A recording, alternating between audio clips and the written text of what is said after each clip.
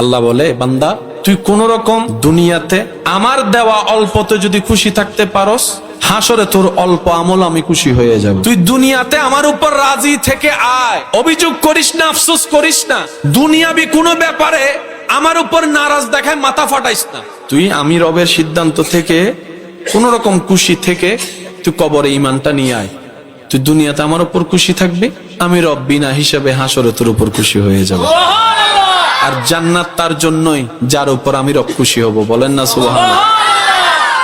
আল্লাহ আমার জন্য কি ভালো তুমি জানো। আমি আমার মনের চাওয়াকে গুরুত্ব দিচ্ছি না, আমি তোমার উপর ছেড়ে দিয়েছি। কারণ আমি জানি আমার সবচাইতে বড় ওয়াকিল তুমি আল্লাহ।